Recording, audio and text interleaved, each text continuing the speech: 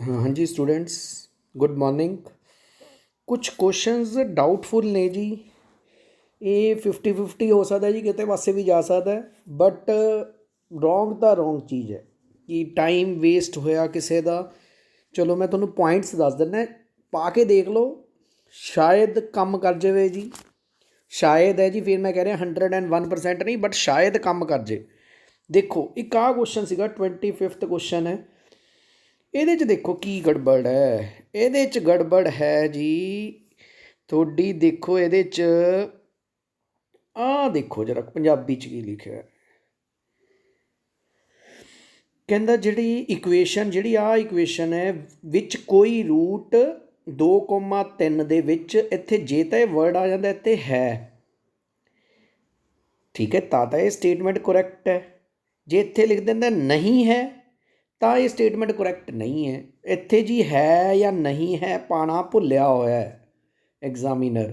ਮਤਲਬ ਕਿ ਇਹ ਪੰਜਾਬੀ ਦੇ ਪਾਰਟ ਦੇ ਵਿੱਚ ਮਿਸਪ੍ਰਿੰਟ ਹੈ। ਤੁਸੀਂ ਓਬਜੈਕਸ਼ਨ ਪਾ ਸਕਦੇ ਹੋ, ਕਿਉਂਕਿ ਜੇ ਓਬਜੈਕਸ਼ਨ ਟਰਾਈ ਕਰਨ 'ਚ ਕੋਈ ਹਰਜ ਨਹੀਂ ਹੈ, ਠੀਕ ਹੈ। ਗਲਤ ਤਾਂ ਗਲਤ ਹੀ ਹੈ, ਬਟ ਜੇ ਤੁਸੀਂ ਇਹ ਮੰਨ ਕੇ ਚੱਲੋਗੇ ਕਿ ਹਾਂਜੀ ਜੀ ਇਹ ਇੰਗਲਿਸ਼ ਦੇ ਵਿੱਚ ਸਹੀ ਹੈ, ਬਟ ਗੱਲ ਤਾਂ ਇਹ ਹੈ ਜਿਹੜਾ ਪੰਜਾਬੀ ਮੀਡੀਅਮ ਵਾਲਾ ਬੰਦਾ ਹੈ। ਕਈ ਬੰਦੇ ਇਹੋ ਜਿਹੇ ਹੁੰਦੇ ਨੇ ਜਿਨ੍ਹਾਂ ਨੂੰ ਇੰਗਲਿਸ਼ 'ਚ ਨਹੀਂ ਸਮਝ ਆਉਂਦਾ, ਉਹ ਪੰਜਾਬੀ 'ਚ ਪਹੁੰਚ ਜਾਂਦੇ ਨੇ ਕਿ ਹਾਂ ਵੀ ਪੰਜਾਬੀ 'ਚ ਦੇਖਾਂ ਕੀ ਲਿਖਿਆ ਹੋਇਆ ਮੀਨਿੰਗ ਇਹਦਾ। ਇਸ ਲਈ ਮੇਰੇ ਮੁਤਾਬਕ ਪਾ ਦੇਵੋ ਤਾਂ ਕੋਈ ਮਾੜੀ ਗੱਲ ਨਹੀਂ ਹੈ, ਠੀਕ ਹੈ। ਇਹ ਓਬਜੈਕਸ਼ਨ ਦੇ ਵਿੱਚ ਕੋਈ ਪ੍ਰੋਬਲਮ ਨਹੀਂ ਹੈ ਜੇ ਤੁਸੀਂ ਇਹ ਓਬਜੈਕਸ਼ਨ ਪਾ ਦਿੰਦੇ ਹੋ ਤਾਂ, ਠੀਕ ਹੈ ਜੀ। ਪਾ ਦਿਓ ਜੀ। ਉੱਥੇ ਇਹ ਲਿਖਦੀ ਹੋ ਕਿ ਹਾਂਜੀ ਪੰਜਾਬੀ ਦੇ ਵਿੱਚ ਜੇ ਤੁਸੀਂ ਇੱਥੇ ਹੈ ਵਰਡ ਪਾਇਆ ਹੁੰਦਾ ਤਾਂ ਇਹ ਕਰੈਕਟ ਆਪਸ਼ਨ ਇਹ ਵੀ ਹੋ ਜਾਣੀ ਸੀ। ਜੇ ਨਹੀਂ ਹੈ ਪਾਇਆ ਹੁੰਦਾ ਤਾਂ ਇਹ ਕਰੈਕਟ ਆਪਸ਼ਨ ਨਹੀਂ ਹੋਣੀ ਸੀ। ਕਲੀਅਰ ਹੈ ਬੇਟਾ।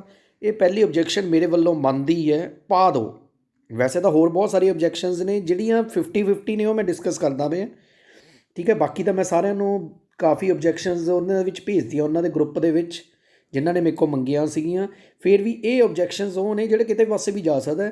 ਜਿਹਦੇ ਨੰਬਰ ਘਟੇ ਹੋਏ ਨੇ ਪਾ ਦਿਓ, ਪਾਉਣ 'ਚ ਕੋਈ ਹਰਜ ਨਹੀਂ, ਬਟ ਪ੍ਰੋਪਰ ਵੇ ਨਾਲ ਲਿਖੀ ਹੋ ਉੱਥੇ ਕਿ ਜਿਹੜੀ ਜਿਹੜੀ ਚੀਜ਼ ਮੈਂ ਬੋਲੀ ਹੈ, ਠੀਕ ਹੈ। ਚਲੋ ਅੱਗੇ ਦੇਖੀਏ। ਇੱਕ ਆਹ ਕੁਐਸਚਨ ਹੈ ਜੀ 27th ਕੁਐਸਚਨ।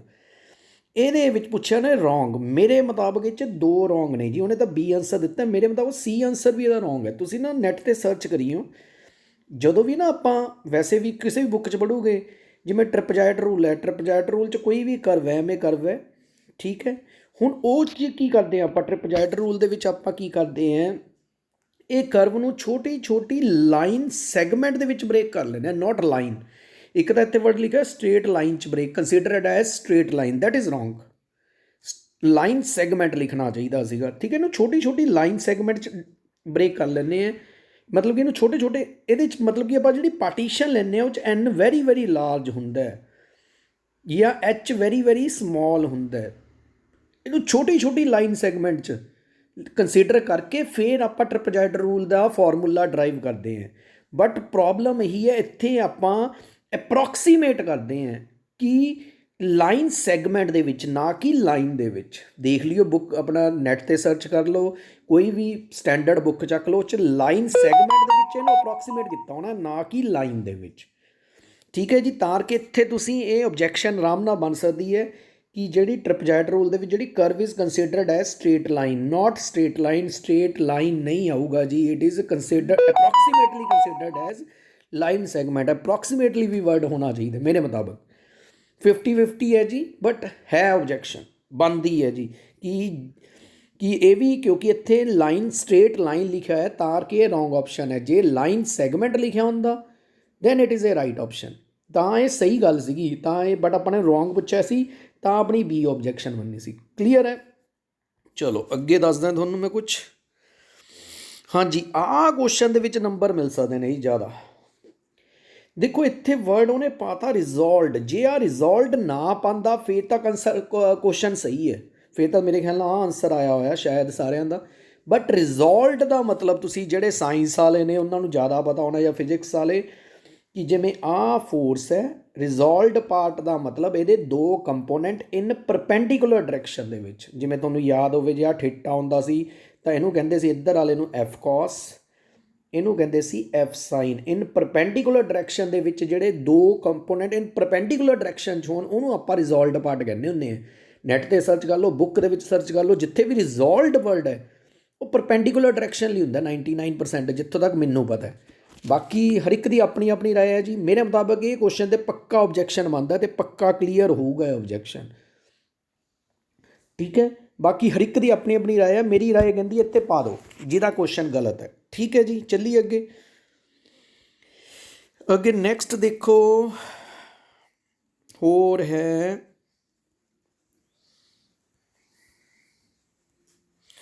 ਓਬਜੈਕਸ਼ਨੇਬਲ ਕੁਐਸਚਨ। ਇੱਕ ਅੱਧੇ ਹੋਰ ਨੇ, 2-4 ਹੋਰ ਨੇ ਜੀ।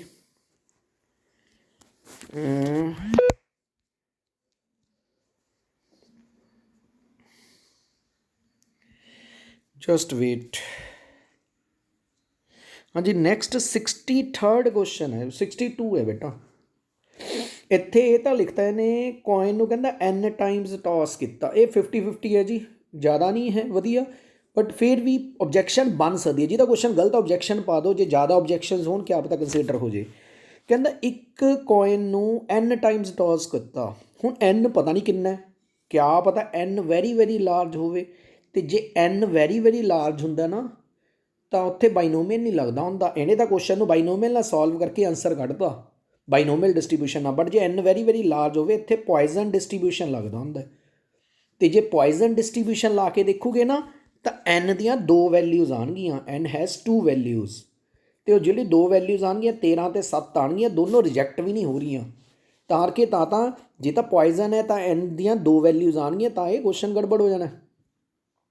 ਥੋੜ੍ਹਾ ਜਿਹਾ ਚਾਂਸਿਸ ਹੈ, ਬਹੁਤ ਲਿਟਲ ਬਿਟ, ਬਟ ਲਿਖ ਸਕਦੇ ਹੋ ਕਿ ਜੇ ਇੱਥੇ n ਦੇ ਬਾਰੇ ਕੁਛ ਨਹੀਂ ਗਿਵਨ ਜੀ। ਕਹਿੰਦਾ ਇੱਕ ਐਕਸਪੈਰੀਮੈਂਟ ਨੂੰ n ਟਾਈਮਸ ਕੀਤਾ। ਜੇ n ਵੈਰੀ ਵੈਰੀ ਲਾਰਜ ਹੋਵੇ then it is a Poisson distribution question. Poisson distribution apply ਕਰਕੇ ਦੇਖ ਲਓ ਤਾਂ n ਦੀਆਂ 2 ਵੈਲਿਊਜ਼ ਆ ਰਹੀਆਂ, ਦੇਖੋ ਚੈੱਕ ਕਰਕੇ, ਠੀਕ ਹੈ ਜੀ। ਓਬਜੈਕਸ਼ਨ ਬਣਦਾ, ਤੁਹਾਡੀ ਆਪਣੀ ਮਰਜ਼ੀ ਹੈ, ਪਾਉਣਾ ਪਾਓ, ਬਟ ਇਹ ਨਹੀਂ ਮੈਂ ਕਹਿ ਸਕਦਾ ਕਿ ਪੱਕੇ ਨੰਬਰ ਮਿਲਣਗੇ। ਬਟ ਪਾਉਣ 'ਚ ਕੋਈ ਹਰਜ ਨਹੀਂ ਹੈ, ਕਿਹੜਾ ਇੱਥੇ ਨੰਬਰ ਕੱਟਣੇ ਨੇ। ਅੱਛਾ ਨੈਕਸਟ ਦੇਖੋ 63rd ਕੁਐਸਚਨ। ਇਹਦੇ 'ਚ ਗੜਬੜ ਹੈ ਜੀ, ਇਹ ਪੰਜਾਬੀ 'ਚ ਗਲਤ ਲਿਖਿਆ ਹੋਇਆ ਜੀ। ਦੇਖੋ ਇਹਦੇ 'ਚ ਆਹ ਲਾਈਨ, ਤੀਜੀ ਲਾਈਨ, ਜੇਕਰ 25 ਰੁਪਏ ਪ੍ਰਤੀ ਕੁਇੰਟਲ ਕਣਕ ਅਤੇ 40 ਰੁਪਏ ਪ੍ਰਤੀ ਕੁਇੰਟਲ, ਉਹ ਲਿਖਣਾ ਹੀ ਭੁੱਲ ਗਿਆ ਜੀ। ਕੀ ਸੀਗਾ ਇਹ? ਦੂਜਾ ਚਾਵਲ। ਕਿਉਂਕਿ ਜੇ ਇੱਥੇ ਨਹੀਂ ਲਿਖਦਾ ਚਾਵਲ ਦੇ ਵਗੈਰਾ ਦੇ ਬਾਰੇ, ਕਿਉਂਕਿ ਆਹੀ ਤਾਂ ਮੇਨ ਲਾਈਨ ਹੈ ਇਹ ਕੁਐਸਚਨ ਦੀ, ਟੈਗ ਲਾਈਨ ਤਾਂ ਆਹੀ ਹੈ। ਇਹਦੇ ਬਿਹਾਫ 'ਤੇ ਤਾਂ ਅਸੀਂ ਅਗਲਾ ਐਕਸ ਵਾਲਾ, ਸਾਨੂੰ ਕੀ ਪਤਾ ਜੀ ਇਹਦੇ 'ਚ ਹੁਣ ਜੇ ਚਾਵਲ ਆਉਣਾ ਕਿ ਕਣਕ ਆਉਣਾ, ਕਿਉਂਕਿ ਅਸੀਂ ਤਾਂ ਫਿਰ ਇਹਦੇ ਮੁਤਾਬਕ ਦੇਖਾਂਗੇ। ਅਸੀਂ ਸਮਝਾਂਗੇ ਕਿ ਜੀ ਆਹ ਇੱਥੇ ਚਾਵਲ ਕਣਕ ਲਿਖਤਾ ਸੀਗਾ ਤਾਂ ਉਲਟਾ ਉੱਥੇ ਵੀ ਚਾਵਲ ਕਣਕ ਲਿਖਣਾ ਸੀਗਾ, ਕਿਆ ਪਤਾ। ਤਾਂ ਮੇਰੇ ਮੁਤਾਬਕ ਕੁਐਸਚਨ ਓਬਜੈਕਸ਼ਨ ਬਣਦੀ ਹੈ ਜੀ, ਪਾ ਦਿਓ ਕਿ ਪੰਜਾਬੀ ਦੇ ਵਿੱਚ ਇਹ ਸਟੇਟਮੈਂਟ ਰੋਂਗ ਹੈ ਜੀ, ਠੀਕ ਹੈ। ਕਈ ਬੰਦੇ ਇਹੋ ਜਿਹੇ ਹੁੰਦੇ ਨੇ ਜਿਨ੍ਹਾਂ ਨੂੰ ਇੰਗਲਿਸ਼ 'ਚ ਬਹੁਤ ਪ੍ਰੋਬਲਮ ਹੁੰਦੀ ਹੈ, ਪੰਜਾਬੀ ਦੇ ਵਿੱਚ ਇਹੋ ਜਿਹੀ ਬੜੇ ਬੜੀ ਸਟੇਟਮੈਂਟ ਨੂੰ ਪੰਜਾਬੀ 'ਚ ਸਮਝਦੇ ਨੇ। ਪੰਜਾਬੀ ਦੇ ਵਿੱਚ ਸਟੇਟਮੈਂਟ ਗਲਤ ਹੈ ਕਿਉਂਕਿ ਇਹਦੇ ਬਾਰੇ ਦੱਸੇ ਨਹੀਂ ਉਹਨਾਂ ਨੇ। 40 ਰੁਪਏ ਪ੍ਰਤੀ ਕੁਇੰਟਲ ਕੀ, ਠੀਕ ਹੈ। ਕਈ ਜਣੇ ਕਹਿਣਗੇ ਲੌਜੀਕਲੀ ਕੰਸੀਡਰ ਕਰ ਲਓ ਜੀ, ਲੌਜੀਕਲੀ ਬਣਦਾ, ਬਟ ਲੌਜੀਕਲੀ ਆ ਥੱਲੇ ਦੇਖੋ ਨਾ, ਫਿਰ ਜਿਹੜਾ ਐਕਸ ਅਸੀਂ ਆ ਚਾਵਲ ਨੂੰ ਕਹਿ ਰਹੇ ਹਾਂ, ਇੱਧਰ ਕਣਕ ਆ ਰਿਹਾ, ਹੁਣ ਸਾਨੂੰ ਕੀ ਸੁਪਨੇ ਆਉਂਦੇ ਨੇ ਇੱਧਰ ਉਹ ਹੋਊਗਾ, ਠੀਕ ਹੈ। ਬਾਕੀ ਤੁਹਾਡੀ ਆਪਣੀ ਹੈ, ਬੰਦ ਹੈ ਜੀ ਕੁਐਸਚਨ। ਜੇ ਜ਼ਿਆਦਾ ਜਾਣੇ ਦੀ ਓਬਜੈਕਸ਼ਨ ਆਊਗੀ ਕੰਸੀਡਰ ਵੀ ਕਰ ਸਕਦੇ ਨੇ, ਕੋਈ ਬੜੀ ਗੱਲ ਨਹੀਂ ਹੈ, ਠੀਕ ਹੈ। ਇਹ ਤਾਂ ਕਮੇਟੀ 'ਤੇ ਡਿਪੈਂਡ ਕਰਦਾ, ਪਾ ਦਿਓ, ਕੋਈ ਬੜੀ ਗੱਲ ਨਹੀਂ ਜਿਹਦਾ ਗਲਤ ਹੈ, ਠੀਕ ਹੈ। ਚਲੋ ਅੱਗੇ ਦੇਖੀਏ। ਇੱਕ ਆਹ ਕੁਐਸਚਨ ਹੈ ਜੀ 65, ਇਹ ਵੀ ਰੋਂਗ ਹੈ ਜੀ। ਦੇਖੋ ਇਹਦੇ ਵਿੱਚ ਹੀ can sell a table at a profit if ₹50। ਇਹ ਕੀ ਮਤਲਬ ਹੋਇਆ ਬਈ? ਇਹ ਤਾਂ ਸਟੇਟਮੈਂਟ ਹੀ ਨਹੀਂ ਕੰਪਲੀਟ ਲਿਖੀ। ਪੰਜਾਬੀ 'ਚ ਸਹੀ ਲਿਖੀ ਹੋਈ ਹੈ ਸਟੇਟਮੈਂਟ, ਇੰਗਲਿਸ਼ 'ਚ ਸਟੇਟਮੈਂਟ ਗਲਤ ਹੈ। ਤਾਂ ਤੁਸੀਂ ਇਹ 'ਚ ਕੀ ਕਰੋਗੇ? ਕੁਛ ਨਹੀਂ ਕਰ ਸਕਦੇ। ਮੈਂ ਤਾਂ ਅੱਗੇ ਫਾਰਵਰਡ ਹੀ ਨਹੀਂ ਹੋ ਸਕੀ ਇਹਦੇ ਕਰਕੇ, ਠੀਕ ਹੈ। ਇੱਕ ਤਾਂ ਆਹ ਗੜਬੜ ਹੈ। ਦੂਸਰਾ ਜਿਹੜੀਆਂ ਇਹ 'ਚ ਆਹ ਜਿਹੜੀਆਂ ਇਹਨਾਂ ਨੂੰ ਕੰਸਟ੍ਰੇਂਟ ਮੰਨਿਆ ਗਿਆ। This is not a constraint, this is a non negative restrictions. ਤੁਸੀਂ ਕੋਈ ਵੀ ਸਟੈਂਡਰਡ ਦੀ ਬੁੱਕ ਚੱਕ ਲਓ, ਇਹਨੂੰ ਨੋਨ ਨੈਗੇਟਿਵ ਰਿਸਟ੍ਰਿਕਸ਼ਨਸ ਕਹਿੰਦੇ ਨੇ, ਇਹਨੂੰ ਕੰਸਟ੍ਰੇਂਟਸ ਨਹੀਂ ਕਹਿੰਦੇ। ਤਾਂ ਮੇਰੇ ਮੁਤਾਬਕ ਇਹਦਾ ਆਨਸਰ ਫਿਰ 2 ਆਊਗਾ। ਮਤਲਬ ਕਿ ਕੁਐਸਚਨ ਗਲਤ ਹੈ। ਪਹਿਲਾਂ ਤਾਂ ਕਹਿ ਦਿਓ ਕੁਐਸਚਨ ਹੀ ਗਲਤ ਹੈ। ਦੂਸਰਾ ਜੇ ਮੰਨ ਲਓ ਕੁਐਸਚਨ ਸਹੀ ਮੰਨਦੇ ਆ ਫਿਰ ਵੀ ਆਨਸਰ ਗਲਤ ਹੈ ਜੀ, ਠੀਕ ਹੈ। ਇਹ 'ਚ ਨੰਬਰ ਮਿਲ ਸਕਦੇ ਨੇ, ਇਹ ਚਾਂਸਿਸ ਕਾਫੀ ਨੇ ਇਹਦੇ, ਠੀਕ ਹੈ। ਚਲੋ ਬਾਕੀ ਤੁਹਾਡੀ ਆਪਣੀ ਚੋਇਸ ਹੈ। ਇਹ ਉਹ ਕੁਐਸਚਨ ਦੱਸਦਾ ਮੈਂ ਬੇਟਾ ਜਿਹੜੇ ਵਿੱਚ ਵਿਚਾਲੇ ਵਾਲੇ ਨੇ, ਬਾਕੀ ਜਿਹੜੇ ਪੂਰੇ ਸਹੀ ਸੀ ਉਹ ਸੀਗੇ, ਜਿਹੜੇ ਓਬਜੈਕਸ਼ਨੇਬਲ ਸੀਗੇ ਮੈਂ ਬਹੁਤ ਸਾਰਿਆਂ ਨੂੰ ਦੱਸਤੇ। ਨੈਕਸਟ ਦੇਖੋ ਹੋਰ ਕਿਹੜਾ ਕੁਐਸਚਨ ਗੜਬੜ ਹੈ ਜੀ, ਮੈਂ ਦੱਸਦਾ ਇੱਕ ਅੱਧਾ ਹੋਰ ਹੈ।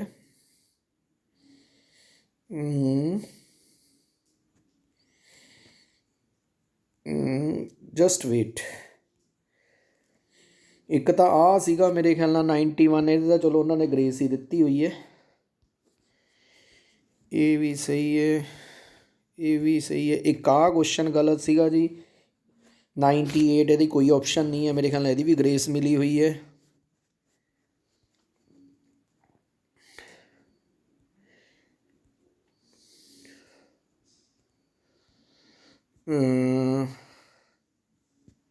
ਇੱਕ ਆਹ ਕੁਐਸਚਨ ਸੀਗਾ ਪਹਿਲਾਂ ਆਬਜੈਕਸ਼ਨੇਬਲ ਸੀਗਾ ਬਟ ਹੁਣ ਸਹੀ ਹੈ।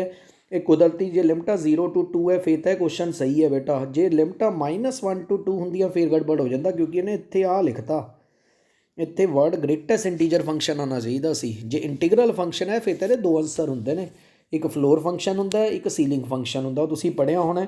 ਚਲੋ ਐਟ ਪ੍ਰੈਜ਼ੈਂਟ ਇਹ ਸਹੀ ਹੈ ਕੁਐਸਚਨ, ਇਹਦੇ 'ਚ ਗੜਬੜ ਨਹੀਂ ਹੈ। ਨੈਕਸਟ ਵੈਸੇ ਤਾਂ ਹੋਰ ਬਹੁਤ ਗੜਬੜ ਨੇ, ਚਲੋ ਫਿਰ ਤੁਸੀਂ ਕਹਿਣਾ ਬਹੁਤ ਜ਼ਿਆਦਾ ਗੜਬੜ ਦੱਸਦੀਆਂ ਹੈ ਜੀ। ਗੜਬੜ ਆ ਪਰਟੀਕੂਲਰ ਇੰਟੀਗਰਲ ਵਾਲੇ ਕੁਐਸਚਨ 'ਚ ਗੜਬੜ ਹੈ ਜੀ, ਦੇਖ ਲਿਓ, ਠੀਕ ਹੈ। ਨੈਕਸਟ ਆਉਂਦੀ ਆਬਜੈਕਸ਼ਨੇਬਲ 133 ਕੁਐਸਚਨ ਜੀ, ਕਰਕੇ ਦੇਖ ਲਓ ਜੀ। ਇਹਦੇ 'ਚ ਕੰਮ ਇੱਥੇ ਗੜਬੜ ਹੋਈ ਹੈ, ਇਹਨੂੰ ਸੋਲਵ ਕਰਕੇ ਦੇਖਿਓ। ਮੈਂ ਪੂਰਾ ਸੋਲਵ ਕਰਕੇ ਨਹੀਂ ਦੇਖਿਆ, ਮੈਨੂੰ ਲੱਗਦਾ ਇਹ ਕੁਐਸਚਨ 'ਚ ਗੜਬੜ ਹੈ। ਇਹਨੂੰ ਸੋਲਵ ਕਰਕੇ ਜ਼ਰੂਰ ਦੇਖੋ ਜਾਂ ਨੈੱਟ 'ਤੇ ਸਰਚ ਕਰੋ ਇਹਦਾ ਆਨਸਰ ਕੀ ਹੁੰਦਾ। ਮੈਂ ਇਹਨੂੰ ਸੋਲਵ ਨਹੀਂ ਕੀਤਾ ਪੂਰਾ, ਬਟ ਮੈਨੂੰ ਲੱਗਦਾ ਇਹ ਕੁਐਸਚਨ 'ਚ ਗਲਤੀ ਹੈ। 3-4 ਜਣਿਆਂ ਨਾਲ ਮੈਂ ਡਿਸਕਸ ਕੀਤਾ, ਗਲਤੀ ਹੈ। ਦੇਖੋ ਤੁਸੀਂ ਆਪਣੇ ਆਪ ਪੜ੍ਹ ਕੇ ਕਰਕੇ ਦੇਖੋ ਜੀ, ਹੋਣਾ ਚਾਹੀਦਾ। ਇਹ ਨਹੀਂ ਆਨਸਰ ਮਿਲੂਗਾ, ਦੇਖ ਲਿਓ। ਨੈਕਸਟ ਹੋਰ ਇੱਕ ਆ 141 ਦੇ ਵਿੱਚ ਗਲਤੀ ਬਣਦੀ ਹੈ ਜੀ।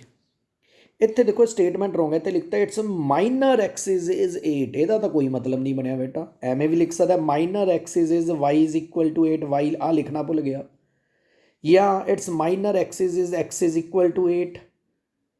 ਇੱਥੇ ਲਿਖਣਾ ਚਾਹੀਦਾ ਸੀ length of minor axis is 8। ਬੇਟਾ ਤਾਰ ਕੇ ਕੁਐਸਚਨ ਗਲਤ ਹੈ, ਇੱਥੇ ਲਿਖਣਾ ਹੈ ਬਕਾਇਦਾ ਚਾਹੀਦਾ ਮਾਈਨਰ ਐਕਸਿਸ ਕੁਛ ਨਹੀਂ ਹੈ, length of minor axis is 8। ਜੇ ਇਕੱਲਾ ਮਾਈਨਰ ਐਕਸਿਸ ਲਿਖ ਦਿੰਦਾ ਮੈਂ ਕਿਆ ਪਤਾ minor axis is x Axis ਨਾ ਲਿਖਣਾ ਹੋਵੇ, ਮੈਨੂੰ 8 ਨੂੰ x ਨਾ ਸਮਝ ਲਾਂ, ਬਟ ਲਿਖਿਆ ਗਲਤ ਹੋਇਆ ਮੇਰੇ ਮੁਤਾਬਕ। ਤਾਂ ਇੱਥੇ ਇੰਗਲਿਸ਼ ਸਹੀ ਨਹੀਂ ਹੈ ਇਸ ਕੁਐਸਚਨ ਦੀ, ਇਹ 50-50 ਹੈ ਬੇਟਾ। ਫਿਰ ਮੈਂ ਕਹਿ ਰਿਹਾ ਜੀ ਹੋਰ ਐ ਨਾ ਸਮਝਿਓ ਕਿ ਹਾਂ ਸਰ ਨੇ ਉਹ ਕਰਦੇ ਪਏ ਨੇ, 50-50 ਕੁਐਸਚਨਸ ਨੇ ਜੀ, ਕੁਛ ਵੀ ਹੋ ਸਕਦਾ ਇਹਦੇ 'ਚ, ਪਾ ਕੇ ਦੇਖ ਲੂਗੇ, ਕੋਈ ਮਾੜੀ ਗੱਲ ਨਹੀਂ ਹੈ। ਅਤੇ ਜਿਹੜਾ ਆ ਇਹ 143 ਇਹ ਤਾਂ ਸਾਰਿਆਂ ਨੂੰ ਪਤਾ ਹੈ ਕਿ ਆਪਾਂ ਨੂੰ ਪਤਾ ਐਲਿਪਸ ਹੈ, ਆ ਇੱਧਰਲੇ ਪਾਸੇ ਦਾ ਹਾਈਪਰਮੋਲਾ ਬਣਿਆ ਹੋਇਆ ਹੈ। ਇਹਦੇ ਦੋ ਚੀਜ਼ਾਂ ਕਾਮਨ ਹੋਣਗੀਆਂ, ਇੱਕ ਤਾਂ ਸੈਂਟਰ ਕਾਮਨ ਹੋਊਗਾ, ਇੱਕ ਵਰਟਿਸਿਸ ਕਾਮਨ ਆਊਗਾ। ਇਹਦਾ ਤਾਂ ਡੀ ਚੋਇਸ ਹੋਣੀ ਚਾਹੀਦੀ ਹੈ, ਠੀਕ ਹੈ ਜੀ। ਚਲੋ ਇਹਨੂੰ ਪਾ ਕੇ ਦੇਖ ਲਈਏ, ਇਹਨੂੰ ਵੀ ਕੋਈ ਉਹ ਨਹੀਂ ਹੈ ਬਸ। ਲੋ ਜੀ, ਵੈਸੇ ਤਾਂ ਹੋਰ ਵੀ ਬਹੁਤ ਸਾਰੇ ਨੇ, ਪਹਿਲਾਂ ਇੰਨੀ ਕੁ ਤਾਂ ਪਾ ਕੇ ਦੇਖ ਲਓ, ਠੀਕ ਹੈ। ਫਿਰ ਕਹਿ ਰਹੇ ਜੀ ਇਹ ਓਬਜੈਕਸ਼ਨਸ ਉਹ ਦੱਸੀਆਂ ਪਹਿਲਾਂ ਤਾਂ ਬਹੁਤ ਜ਼ਿਆਦੀਆਂ, ਜਿਹੜੀਆਂ ਮੈਂ 10-15 ਕੁਐਸਚਨ ਦੀ ਸਾਰਿਆਂ ਨੂੰ ਓਬਜੈਕਸ਼ਨਸ ਭੇਜੀਆਂ ਸੀ ਉਹ ਸੀਗੀਆਂ ਜਿਹੜਾ ਪੱਕਾ ਹੀ ਗਲਤ ਨੇ। 10 ਕੋਈ ਪਤਾ ਨਹੀਂ ਕਿੰਨੇ ਸੀਗੇ, ਹੁਣ ਤੁਸੀਂ ਕਾਊਂਟ ਕਰਨੇ ਹੋਣੇ ਉਹ। ਅਤੇ ਜਿਹੜੇ ਕੁਐਸਚਨ 50-50 ਹੈ ਉਹ ਮੈਂ ਤੁਹਾਨੂੰ ਭੇਜ ਰਿਹਾ, ਦੇਖ ਲਓ। 50 ਵੀ ਹੋ ਸਕਦਾ, 30 ਵੀ ਹੋ ਸਕਦਾ, 20% ਵੀ ਹੋ ਸਕਦਾ, 5 'ਚ ਕੋਈ ਹਰਜ ਨਹੀਂ ਹੈ ਜਿਹਦੇ ਕੁਐਸਚਨ ਗਲਤ ਨੇ, ਠੀਕ ਹੈ। ਚਲੋ ਮੇਰੇ ਵੱਲੋਂ ਆਲ ਦੀ ਬੈਸਟ। ਫਿਰ ਉਹ ਮੈਂ ਵਰਡਿੰਗ ਯੂਜ਼ ਕਰਦਾ ਪਿਆ, ਇਹ ਨਹੀਂ ਲੈ ਕੇ ਜਾਣਾ ਕਿ ਮੈਂ ਤੁਹਾਨੂੰ ਗਲਤ ਗਾਈਡ ਕਰਦਾ ਪਿਆ।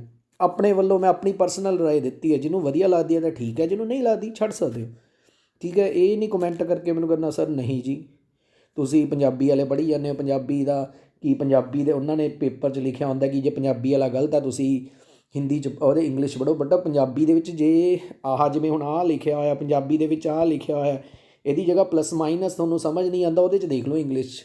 ਬਟ ਇਹਦਾ ਮਤਲਬ ਇਹ ਥੋੜ੍ਹਾ ਸਾਰੀ ਪੰਜਾਬੀ ਉਹ ਗਲਤ ਲਿਖੀ ਹੋਵੇ, ਫਿਰ ਪੰਜਾਬੀ ਮੀਡੀਅਮ ਦਾ ਪਾਉਣ ਦਾ ਕੀ ਫਾਇਦਾ ਹੋਇਆ, ਫਿਰ ਤਾਂ ਪੰਜਾਬੀ ਵਾਲਾ ਦਾ ਬਹੁਤ ਨੁਕਸਾਨ ਹੈ। ਇੰਨਾ ਨਹੀਂ ਹੋ ਸਕਦਾ, ਇੱਕ ਅੱਧੇ ਕੁਐਸਚਨ ਦਾ ਮੰਨਦਾ, ਇੰਨੇ ਕੁਐਸਚਨ ਨਾਲ ਥੋੜ੍ਹਾ ਮੰਨ ਸਕਦੇ ਹਾਂ। ਚਲੋ ਬਾਕੀ ਤੁਹਾਡੀ ਆਪਣੀ ਚੋਇਸ ਹੈ। ਫਿਰ ਕਹਿ ਰਹੇ ਹਾਂ ਜੀ ਇਹ ਮੇਰਾ ਪਰਸਨਲ ਵਿਊ ਹੈ, ਮੈਂ ਵੀ ਗਲਤ ਹੋ ਸਕਦਾ, after all I am also A human being.